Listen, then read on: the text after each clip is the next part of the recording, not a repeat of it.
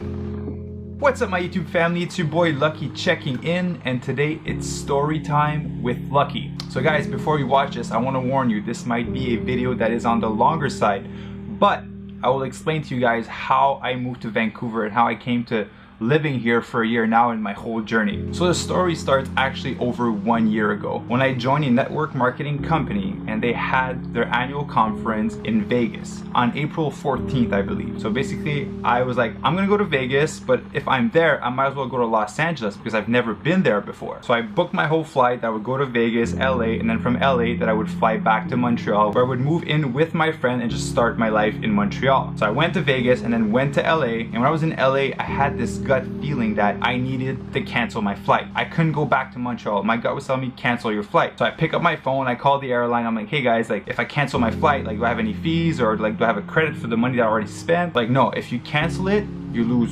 all your money. You don't get the credit back. I was like, all right, that's a big risk because I don't have a lot of money with me and I can't work being in the States, right? I don't have a visa. So I still decided to cancel my flight no matter what and to make it work in LA for the time that I was going to be there. But the cool thing is that I was supposed to fly out on the like 25th or something like that. And on the 25th at night, there was an event. So it was a Man Talks event. It was their first one in Los Angeles, and they had speakers Preston Smile, Joel Brown, and Javon Langford, which are all people that I've been following on YouTube for years. The ticket, I don't remember how much it was, but it was like half the money that I had left in my bank account. But I wanted to meet them so much that I decided to buy a ticket and to go to the event. And when I went to the event, I met some cool people. I got a chance to take a picture with Preston and Joel, and then I met Javon, which I haven't heard of before, but that his story truly connected with me. So I went up to him after the event. I'm like, hey brother, like your problems are like my problems. I feel the exact same way towards people, and that's what I've been struggling with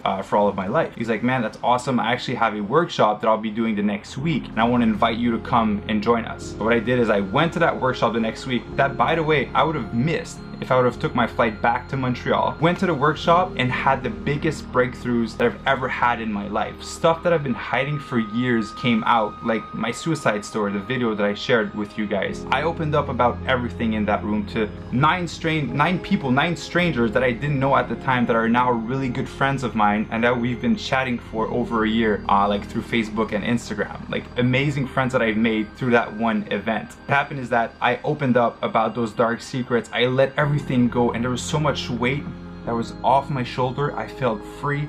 I felt like I was ready to start something new. And I knew that I could do that being in Los Angeles because one, I didn't have enough money left, and second, I couldn't stay here, right? Because you only have 6 months in the United States as a Canadian citizen. So with the money that I had left, I checked where I could fly. The only flight I could get was to Vancouver. And that's one thing I don't mention to a lot of people when I tell my story. I was actually staying with one of my buddies named Ken, and I asked him like, hey man, like the only ticket I can get is to Vancouver. It's like, why don't you just go there and like try it out for a year? Like, I know you move every 3 months somewhere new, but like, why don't you just try being somewhere for a year for once and see how you like it? And if you don't like it, well, you just move after. I just kept that in my mind, like, and set it as an intention that I would go to Vancouver and try it out for a year, no matter what. No matter how hard it was going to get, I would stay there for a year. And that proved to be useful because I went through some pretty hard times, and I told myself, and I made myself that promise that I would stay for a year. That's why I stuck through it. So back to the story. I had a certain amount of money left, and the only flight I could get was to Vancouver. So I contacted one of my buddies. I'm like, hey, I'm coming to Vancouver. Can I crash at your place? Like, I want to start my life in Vancouver. I want to create here. He's like, yeah, for sure,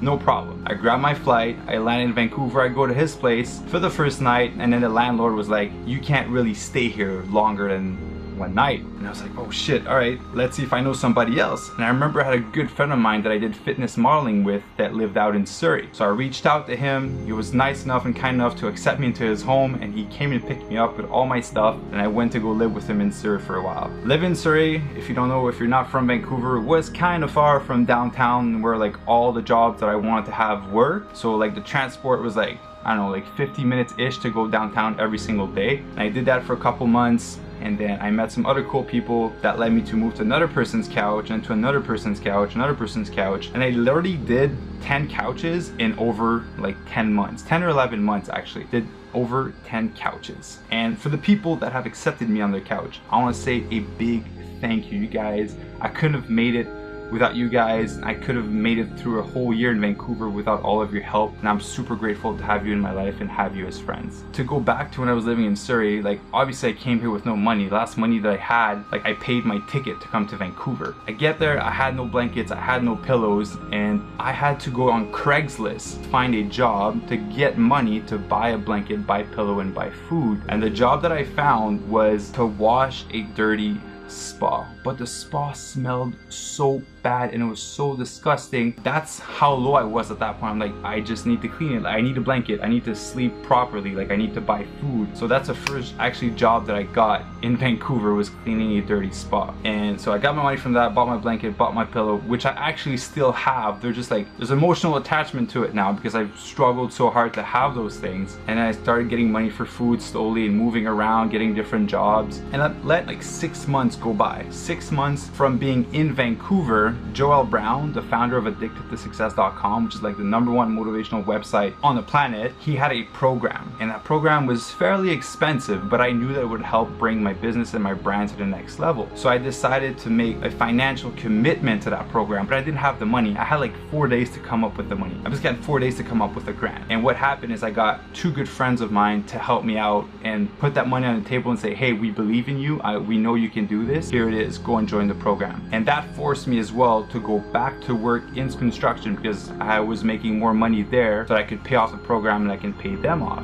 That event led to a series of like me working construction and me having to stay for longer than 3 months at that job because I wanted to make like another commitment at the bank. And that led me to like moving around some more places and being like, no, I'm tired. I want to be stable. So the important point is that when I made that financial commitment that I didn't have the money for to do that program, it triggered a series of events that brought me to wanting to stabilize myself and be in a better financial situation. And it brought back the desire to want to work, to want to hustle, because for a while I was just like, I don't want to work. This is like tiring me. This is so depressing. It's hard to be here. And I wasn't going down the right path. So when I started that program, it forced me to go back to work, back into construction. And that led me to like want to work hard, want to hustle, want to have more money, want to create more things, which brings me to this day today, where I have my own apartment for the first time in a year. I have my first apartment. Actually, we signed the lease on March 1st, so like 11 months within me being to Vancouver, I got my first apartment. The journey hasn't always been super bright. I try to make it as bright as I could being here, but I just had to make it work. And I know a lot of you guys are commenting on the video or like writing to me on Facebook, like, I want to move to Vancouver. I don't know if I can make it. Maybe I should move somewhere else. To be honest, you move where you want to move. And like I've mentioned in my previous vlog, you can make anything